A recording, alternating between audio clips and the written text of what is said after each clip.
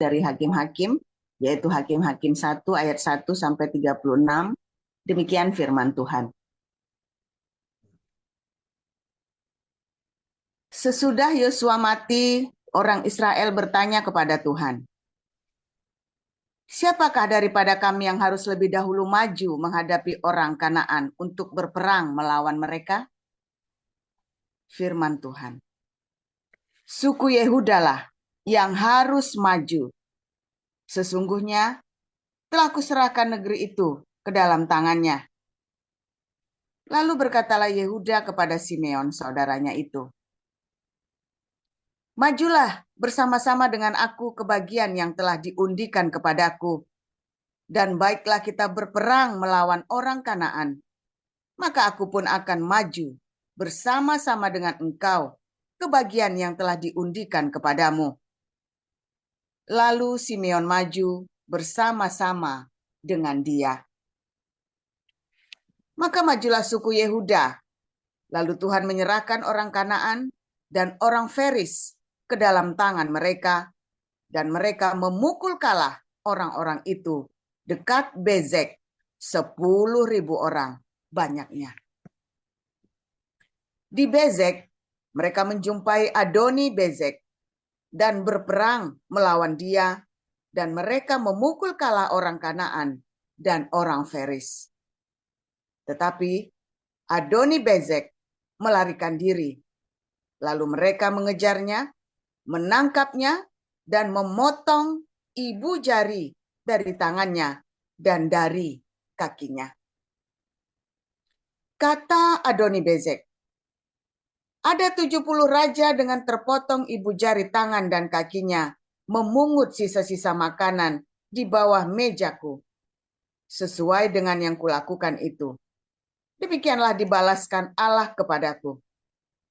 Kemudian ia dibawa ke Yerusalem dan mati di sana. Sesudah itu Bani Yehuda berperang melawan Yerusalem, merebutnya, lalu memukulnya dengan mata pedang dan memusnahkan kota itu dengan api. Kemudian Bani Yehuda maju berperang melawan orang Kanaan yang diam di pegunungan, di tanah Negeb, dan di daerah bukit. Lalu suku Yehuda bergerak menyerang orang Kanaan yang diam di Hebron. Nama Hebron dahulu adalah Kiryat Arba, dan memukul kalah Sesai, Ahiman, dan Talmai. Dari sana mereka bergerak menyerang penduduk Debir. Nama Debir dahulu adalah Kiryat Sefer. Berkatalah Kaleb, "Siapa yang mengalahkan dan merebut Kiryat Sefer? Kepadanya akan kuberikan Asa, anakku, menjadi istrinya." Dan Otniel, anak Kenas, adik Kaleb, merebut kota itu. Lalu Kaleb memberikan Aksa anaknya kepadanya menjadi istrinya. Ketika perempuan itu tiba, dibujuknya suaminya untuk meminta sebidang ladang kepada ayahnya. Maka turunlah perempuan itu dari keledainya, lalu berkatalah Kaleb kepadanya, "Ada apa?" Jawabnya kepadanya, "Berikanlah kepadaku suatu hadiah. Telah kau berikan kepadaku tanah yang gersang. Berikanlah juga kepadaku mata air." Lalu Kaleb memberikan kepadanya mata air yang dahulu dan mata air. Ulang. Lalu Kaleb memberikan kepadanya mata air yang di hulu dan mata air yang di hilir. Keturunan Hobab, ipar Musa, seorang Keni itu, maju bersama-sama dengan Bani Yehuda dari kota pohon korma ke padang gurun Yehuda di tanah Negeb dekat Arad. Lalu mereka menetap di antara penduduk di sana. Yehuda maju bersama-sama dengan Simeon, saudaranya itu. Lalu mereka memukul kalah orang Kanaan, penduduk Zefar. Mereka menumpas kota itu sebab kota itu dinamai Horma. Selanjutnya suku Yehuda merebut Gaza dengan daerahnya, Askelon dengan daerahnya, dan Ekron dengan daerahnya. Dan Tuhan menyertai suku Yehuda sehingga mereka menduduki pegunungan itu. Tetapi mereka tidak dapat menghalau penduduk yang di lembah, sebab orang-orang ini mempunyai kereta-kereta besi. Kepada Kaleb telah diberikan Hebron, seperti yang dikatakan Musa dahulu. Dan dari sana telah dihalaukannya anak Enak yang 3 itu. Tetapi orang Yebus, penduduk kota Yerusalem, tidak dihalau oleh Bani Benyamin. Jadi orang Yebus itu masih diam bersama-sama dengan Bani Benyamin di Yerusalem sampai sekarang. Keturunan Yusuf juga maju menyerang Betel, dan Tuhan menyertai mereka. Keturunan Yusuf menyuruh orang mengintai Betel itu. Nama kota itu dahulu adalah Luz. Ketika pengintai-pengintai itu melihat seorang keluar dari kota itu, maka berkatalah mereka kepadanya, "Tolong tunjukkan bagaimana kami dapat memasuki kota ini. Maka kami akan memperlakukan engkau sebagai sahabat." Lalu ditunjukkannya kepada mereka bagaimana mereka dapat memasuki kota itu. Dan mereka memukul kota itu dengan mata pedang. Tetapi orang itu dengan seluruh kaumnya dibiarkan mereka pergi. Orang itu pergi ke negeri orang Het dan mendirikan di sana sebuah kota yang dinamainya Luz.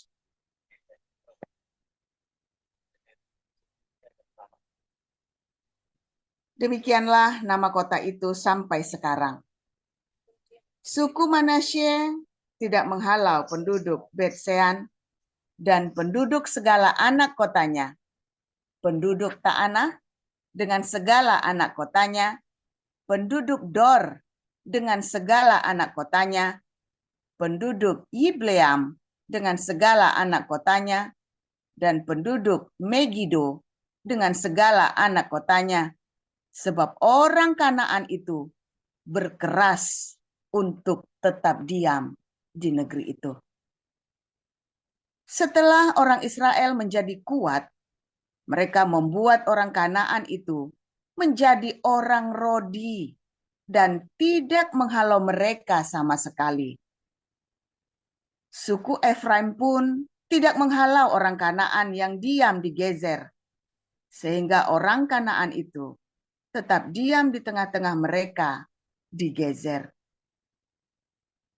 Suku Zebulon tidak menghalau penduduk Kitron dan penduduk Nahalol, sehingga orang Kanaan itu tetap diam di tengah-tengah mereka, walaupun sebagai orang Rodi. Suku Asher tidak menghalau penduduk Akko, penduduk Sidon, serta Ahlab, Asib, Helba, Afek, dan Rehob, sehingga orang Asher itu diam di tengah-tengah orang Kanaan, penduduk asli negeri itu, sebab orang-orang itu tidak dihalaunya. Suku Naftali tidak menghalau penduduk Bet-Semes dan penduduk Bet-Anat, sehingga mereka diam di tengah-tengah orang Kanaan, penduduk asli negeri itu. Tetapi penduduk Bet-Semes dan Bet-Anat itu menjadi orang Rodi bagi mereka. Orang Amori mendesak Bani Dan ke sebelah pegunungan dan tidak membiarkan mereka turun ke lembah. Dan orang Amori itu berkeras untuk tetap diam di Har Heres, di Ayalon, dan di Saalbim. Walaupun mereka mendapat tekanan berat dari keturunan Yusuf, sebab mereka menjadi orang Rodi. daerah orang Amori itu, mulai dari pendakian Akrabim, dari Sela, terus ke atas. Lanjut dengan 2 Petrus 2 ayat 1 sampai 22. Sebagaimana nabi-nabi palsu dahulu tampil di tengah-tengah umat Allah, demikian pula di antara kamu akan ada guru-guru palsu. Mereka akan memasukkan pengajaran-pengajaran sesat yang membinasakan. Bahkan mereka akan menyangkal penguasa yang telah menebus mereka. Dan dengan jalan demikian segera mendatangkan kebinasaan atas diri mereka. Banyak orang akan mengikuti cara hidup mereka yang dikuasai hawa nafsu. Dan karena mereka jalan kebenaran akan dihujat. Dan karena serakahnya guru-guru palsu itu akan berusaha mencari untung dari kamu dengan cerita-cerita isapan jempol mereka.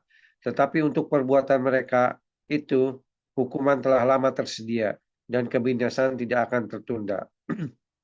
Sebab jikalau Allah tidak menyayangkan malaikat-malaikat yang berbuat dosa, tetapi melemparkan mereka ke dalam neraka dan dengan demikian menyerahkannya ke dalam gua-gua yang gelap untuk menyimpan mereka sampai hari penghakiman.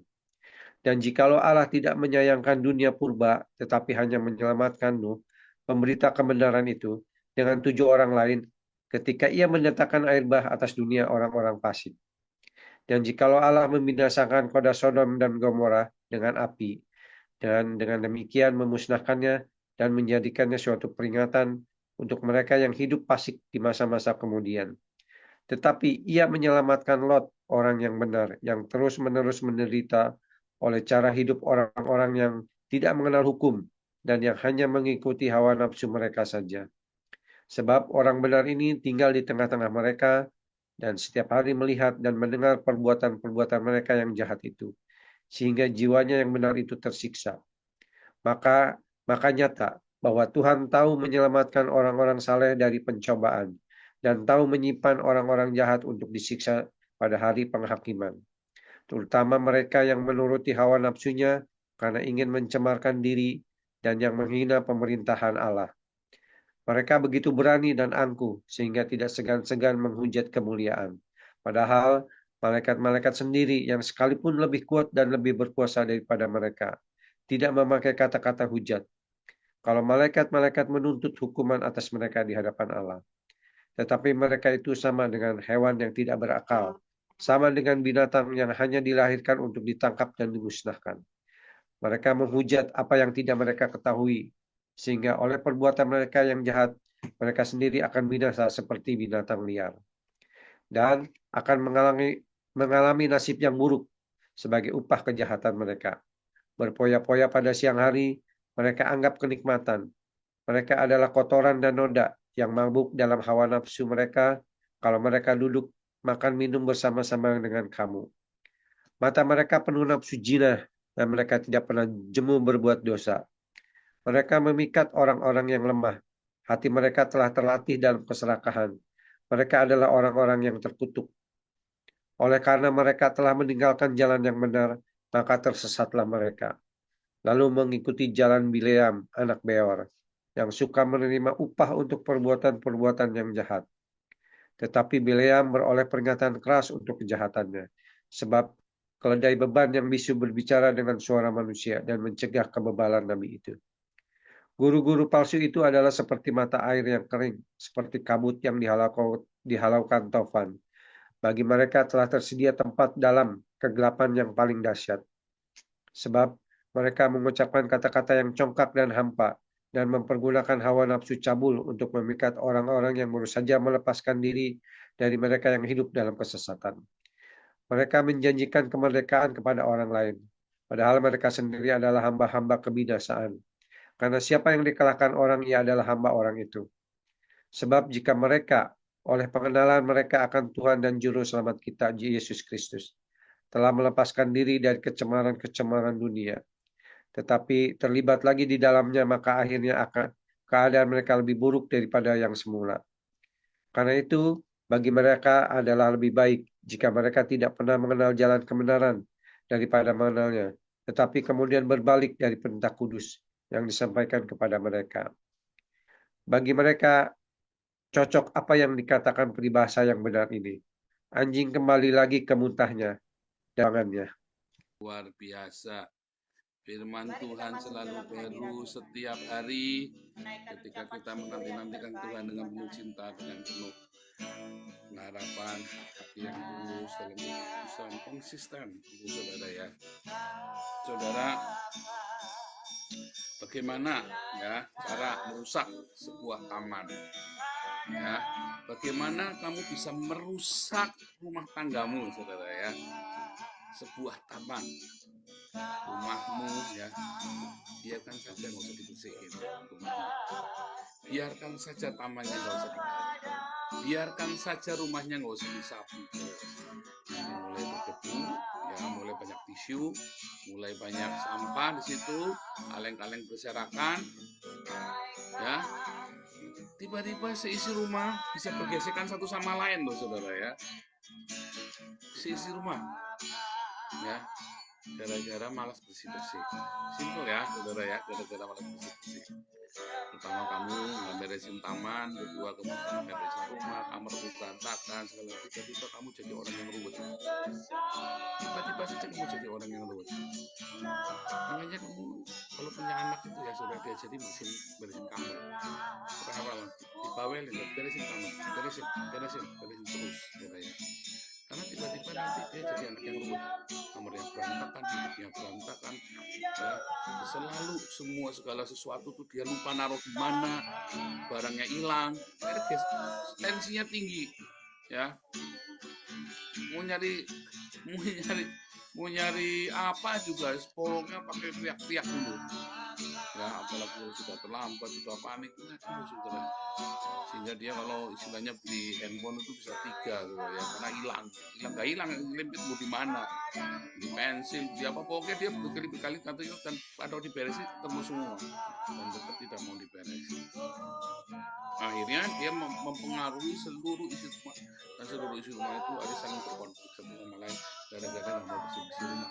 Simpel ya, jadi nggak mau bersih-bersih rumah. Percaya saya, saudara. Maaf, Pastor Paul, suaranya kecil. Suaranya kecil, yang lain bagaimana? Iya. Ini saya daerah dulu nih. Yang lain Oke, bagaimana? sudah Kak, sudah besar sudah. Terima kasih Pak. Ya, jadi ya jadi apapun saudara ya, apapun ya, lagi baik-baik pun kalau kamu rumahmu akhirnya berantakan, maka suasanamu jadi berantakan. Tapi coba kalau keluargamu lagi tidak karu-karuan, coba beresin rumah saudara. Kalau suasana di rumah lagi tidak enak, coba beresin rumah serapi mungkin saudara. Kalau suasana yang lagi tidak enak, beresin rumah serapi mungkin. Ya, rapi sampai tidak ada barang yang tidak ditaruh pada tempatnya. Dan pertahankan itu saudara. Sambil ngamuk-ngamuk, sambil apa, ya pokoknya pertahankan begitu. Ya. Nanti tiba-tiba suasana hatimu itu tertata. Saya tidak berkata bahwa itu nanti sempurna. Maaf Pastor Paul, suaranya kecil sekali, hilang-hilang juga kadang. Oh iya, makanya saudara. Dengan audionya, udah benar ini. Mikrofonnya udah benar.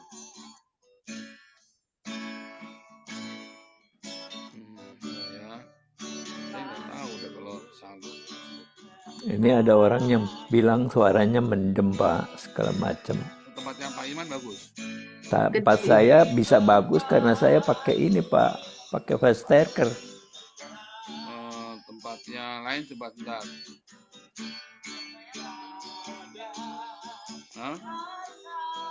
Enggak seperti biasanya. Enggak seperti biasanya. Iya.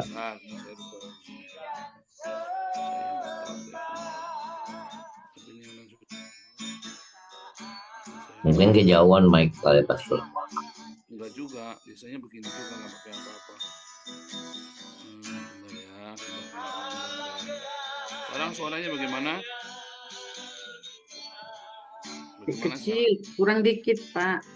Waduh, udah tebak. Hilang malah, hilang. Waduh.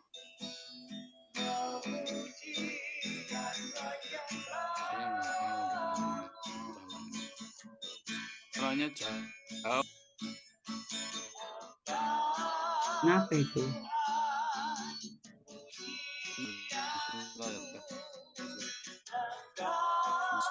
mikrofon. Saya live audio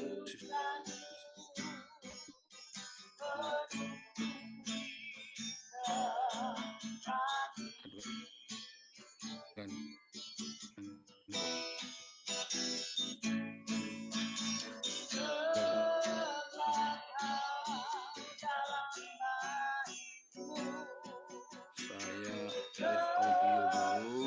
Saya suaranya pakai line live komputer audio.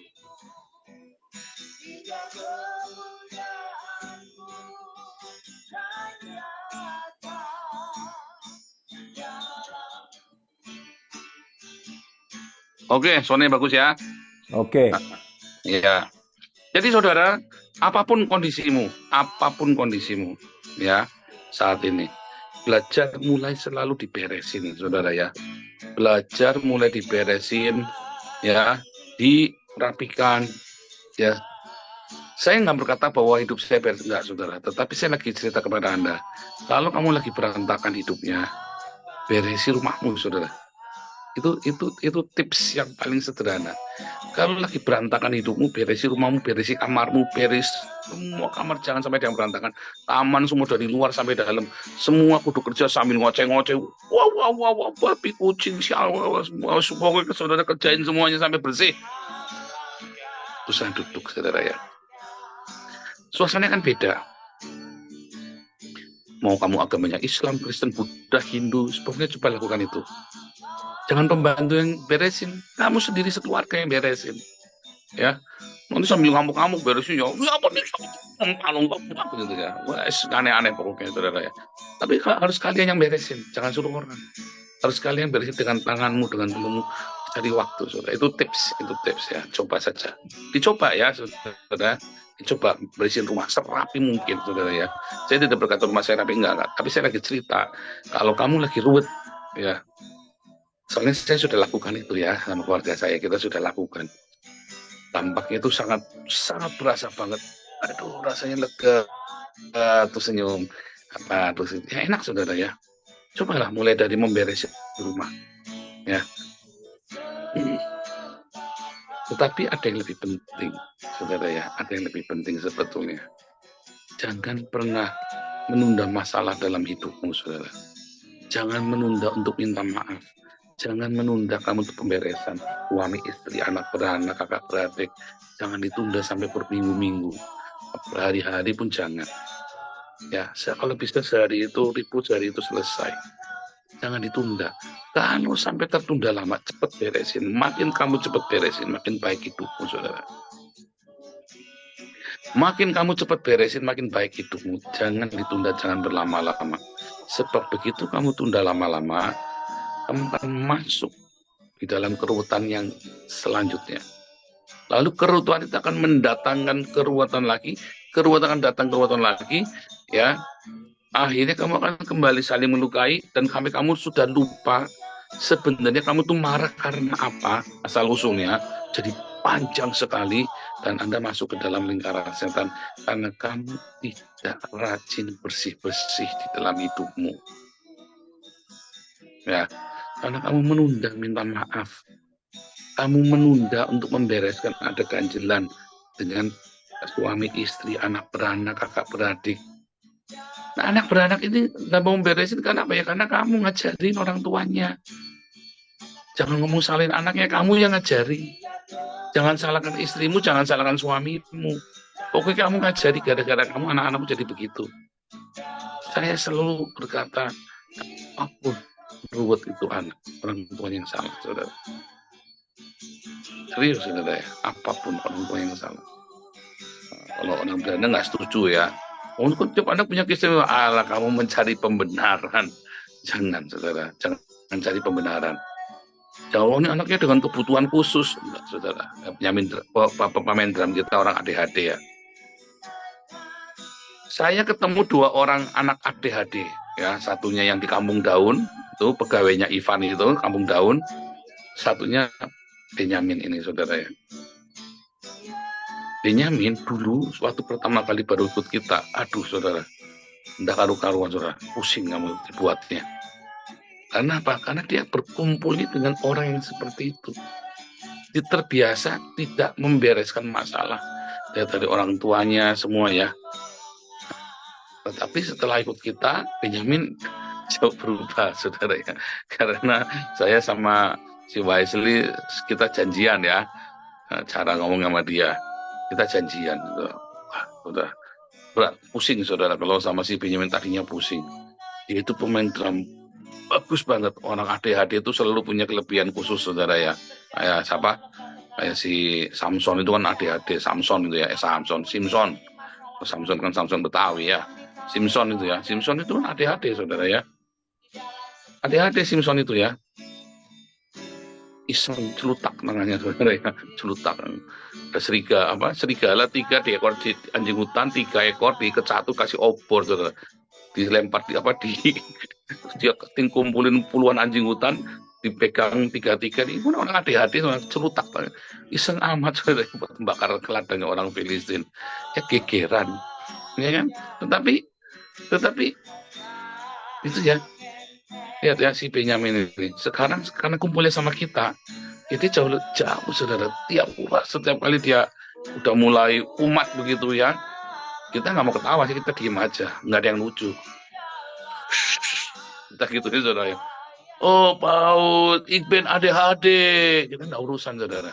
Kita nggak urusan kamu ADHD, nggak urusan. Nah, gitu saudara. Dalam hati kasihan sebenarnya saudara. Dan lama-lama dia ngerti. Sebenarnya bukan karena dia ADHD ya saudara. Tapi orang tuanya nggak pernah larang dia. Dan karena dokternya bilang apa, oh ini ADHD nih, kamu harus memaklumi begini begitu. Oh enggak saudara. Lakukan dia dengan normal, tapi kita tahu dalam hati dia ADHD. Jadi kita harus ekstra sabar, tapi perlakukan dia dengan normal, bukannya malah dicor. Nah, pegawainya Ivan itu ADHD juga. Saya panggil, Ben, ini ADHD nih, saya kenalin, ini ADHD. Hah? Kamu kok bisa kerja normal? Kaget, kamu kok bisa kerja normal? Bagaimana caranya kamu kerja normal? Cuman 2 jam, 3 jam maksimum. Setelah itu saya jadi gila, dia bilang begitu. Tapi dia bisa kerja normal. Dia kaget si Benyamin ini. Karena dia tidak pernah keluar dari kotanya, dari kotanya ini dia tidak pernah keluar. Dari kecil sampai tua di sini, dia tidak berkumpul dengan orang-orang yang kumpulnya orang-orang sesama yang dijor begitu, saudara. Yang orang tuanya yang sudah bulah. Tapi kemudian ketemu ya dengan seperti orang-orang yang kayak Benyamin kan sekarang ikut saya, ya kan, saya didik dia terus kan, sekarang segala macam. Dia kalau di sini nggak dipakai saudara, di kota ini dia pemain drum profesional, tapi nggak dipakai di gereja, nggak ada yang mau pakai dia karena sibuk dia orangnya ya. Orang pada nggak tahan, kalau kita biasa dirusui orang, jadi tahan. Jadi itu bukan salahnya Tuhan, bukan salahnya anak itu, bukan salahnya apa kata dokter, enggak. Kamu yang salah kalau anakmu ada sesuatu. Kamu itu kamu yang akan membuat anak itu mau jadi apa. Bukan berarti kamu harus pukul keras salah. Kenapa anak itu jadi bandel sehingga kamu harus pukul keras salah, saudara ya? Kamu tidak perlu pukul keras anakmu. Tidak perlu, saudara. Kalau kamu dari kecil kamu sudah bersama dengan dia suka dan duka. Sudah kamu ajari bagaimana hidup yang normal. Dikasih tahu komunikasi yang jelas. Suami istri juga sama, saudara. Kamu kudu ngomong yang jelas. Ngomong yang jelas. Nggak suka, bilang nggak suka. Ada orang Islam kan, oh kok bohong sama istri. Sekarang kalau istrinya masaknya nggak enak, masa kamu bilang masakanmu nggak enak? Nah itulah, makanya kamu ribut sama istrimu. Karena kamu bohong demi kebaikan, Pak. Kalau istrimu masaknya nggak enak, kalau lagi pengantin baru, kalau sekarang udah kasep, kamu ngomong kalau udah kawin 30 tahun, kamu mau ngomong apa lagi? Tapi kalau kamu pengantin baru, istrimu masaknya nggak enak, bilang, kasinan, nggak ada rasanya, aduh maaf ya, aku nggak ada rasanya, ngomong aja. Ya, dulu anak kalau masak gosong, masak kadang-kadang kelewat gosong, kadang-kadang kasinan, kadang-kadang lupa kasih garam, enak yang enggak, kok dimakan. Anakku sayang kamu. Jangan dimakan. Tak makan, mumpung masih sayang.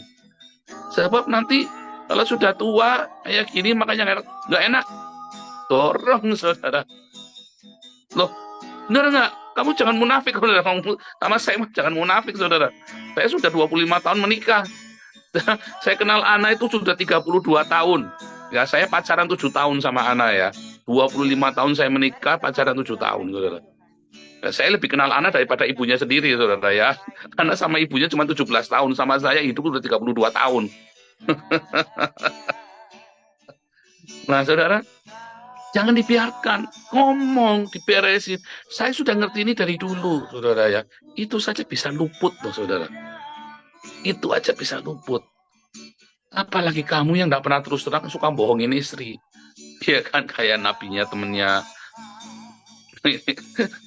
Temennya Pak Yuda ini kan nabinya kan suka bohongin istrinya kan. Oh, demi kebaikan Pak, demi kebaikan gundulmu peang. Nah, saudara, kamu ngomong yang benar sama istrimu. Yang asinan, aku nggak suka. Kenapa dimakan? Kita udah dimakan macam mau dibuang. Ngomong, saudara. Ngomong dengan bercanda, ngomong dengan tetap dimakan. Kamu harus ngomong. Sekarang di Belanda tidak ada orang masakan ya, masakan Indonesia dan masakan apa Chinese food itu ya seenak Anda masak, saudara. Ya. Serius, saudara. Saya kalau pergi ke restoran-restoran Cina di mana-mana, tetap kita pengennya pulang, gak makan di rumah aja. Kenapa lebih enak makan di rumah? Lebih enak Anda masak. Karena saya terus terang, saya ngomong dari dulu. Nah, dia bikin spaghetti ya, saudara ya. Bikin spaghetti saus stok, saudara. Sampai galau. Dia saus stok. Ini cuma asam tok, saudara ya. Cuma asam aja, makanya saus tomat. Ini ngerti ya. Setelah saya ngerti, saya tinggal di Jerman, saya baru ngerti rahasianya, saudara ya. Kasih kejunya yang banyak, dagingnya jangan remuk, jangan sampai remuk redam gitu. Kasih kejunya yang banyak. Ya, waktu masak kejunya dimasukkan ke dalam sausnya. Saya ngeliat orang-orang masak spaghetti itu ya, terus di kejunya dimasukkan di apa, di spagettinya atau di sausnya. Spaghetti itu ada saus, ada kejunya, saudara ya. Dan kejunya itu khusus, memang keju yang buat masak, dilumerkan itu ya, saudara. Makanya kalau di restoran itu pokoknya keju gede banget, kayak balok begitu. Spagettinya masaknya di dalamnya keju, saudara. Di dalamnya keju. Wah, itu baru bener. Nah, dulu spagettinya direbus, dikasih saus, saudara. Anda kebayang sih rasanya. Saya disuruh makan di pasar. Aduh, saya paksa makan. Tapi sekarang sudah pinter. Gitu, saudara. Itu contoh ya, sepele ya. Kamu tunda-tunda, nggak enak ya. Kamu nanti yang menuai. Dan kamu terus bilang, wah itu gini misu-misu ya. Salahmu sendiri. Kamu suka bohongin istri, demi kebaikan gundulmu peang. Nanti setelah kebaikan, ya ruwet-ruwet minta cerai gara-gara masaknya keasinan terus, gara-gara kosong, gara-gara nggak bisa bikin Indomie. Ya kan? Segala sesuatu kamu harus beresin cepetan. Segala sesuatu kamu harus ngomong. Ya, jangan ditunda. Tentu belajar ngomong. Belajar ngomong. Akhirnya waktu kecil ya, saudara, umur 3 tahun. Anak kecil gitu ya. Mau apa? Belajar ngomong. Oh, tak marahin, saudara. Belajar ngomong. Bilang mau apa yang jelas. Tidak semua orang tahu yang kamu mau. Sebab begitu kamu masuk dan kamu biarkan itu, kamu masuk dalam keruwetan ditambah keruwetan, dan keruwetan menciptakan keruwetan baru, masuk jadi lingkaran setan, saudara. Terus kamu tidak tahu dari mana kamu harus membereskannya, kamu pergi ke dokter kasih obat. Bagus cuma dikasih obat, disetrum. Ya kan? Atau ada banyak sekali tindakan-tindakan tragis lain yang kita tidak mengerti. Ya. Karena kamu tidak belajar komunikasi. Anak tidak diajari ngomong dari kecil. Makanya ikuti kelas apostolik, saudara, nanti ya. Komunikasi. Ya. Semua dimulai dari hal yang sepele. Dari langkah kecil. Belajar ngomong. Belajar membereskan masalah. Belajar bilang maaf. Belajar bilang yang maaf ya. I love you. Simple, saudara ya. Belajar sentuhan-sentuhan. Ya, kalau suami istri, buka, cucu, kubrok, olah bebek. Orang udah. Nggak boleh kamu suami istri begitu. Harus ada foreplay-nya dulu. Kamu harus merayu dulu. Kamu, wah saya nggak suka digombalin. Oh sorry, saya bilang ya, katanya almarhum Pak Pingvi ya. Saya memang suka gombal, tapi gombal saya selalu baru. Beli di Action, saudara ya. Beli di toko. Tiap hari gombalnya baru. Dia bilang, nah, itu saudara ya. Nggak apa-apa nggak gombalin istri. Yang penting gombalnya selalu baru kan. Jangan gombal bekasnya orang. Ya. Gombal bekasnya orang. Kamu bekas kasih ke teman-temanmu, kamu kasih ke istrimu. Aduh, saudara ya. Basi udah bau. Selalu baru cintanya, saudara ya. Itu kamu harus bangun. Ya, kenapa kamu sekarang ngelihat istrimu kayak ngelihat Jai Langkung apa ngelihat Mak Lampir? Ya karena kamu sendiri. Itu gara-gara kamu. Kamu masuk dalam lingkaran setan Mak Lampir. Kamu yang bikin istrimu jadi Mak Lampir. Istriku mah cantik, saudara. Semua orang lihat aku pengen punya istri lemah lembut kayak istrimu. Kamu mau punya istri kayak istriku? Tak mungkin. Tak mungkin. Kamu harus bayar harganya. Iya. Kamu mau ketemu bidadari surga pun, kawin sama kamu, langsung jadi Mak Lampir bidadarinya. Ya, kelakuanmu sama orang begitu kok. Kamu memperlakukan istrimu begitu kok. Kamu perlakukan anakmu begitu kok. Mereka hanya cermin dirimu. Begitu kamu masuk, kamu benar-benar masuk dalam lingkaran setan. Mau keluar dari mana? Dia keluarnya cari cem-ceman. Gundulmu peang, saudara, cem-ceman. Ya kan? Akhirnya kamu cari jalan pintas kan? Ya udah, Pak, kawin lagi. Begitu kawin lagi, kamu ciptakan. Kemarin Mak Lampir, sekarang calon arang, saudara. Ayo rasain lu. Kamu tahu calon arang gak itu di Bali itu kan? Itu Pak Edi Supriyadi tahu itu. Hari ini kamu Mak Lampir dari Gunung Semeru, saudara. Besok kamu ketemunya calon arang dari Gunung Agung, saudara. Pusing kamu. Siapapun ketemu mau bidadari, kamu mau cari 72 bidadari, semua jadi Mak Lampir, calon arang, jadi leak, jadi macam-macam. Karena ketemu gara-gara ketemu kamu. Ya kan? Rubah hidupmu. Bereskan setiap hari belajar ngomong yang benar. Belajar komunikasi yang benar. Penuhi hidupmu penuh dengan cinta. Tuhan Yesus memberkati.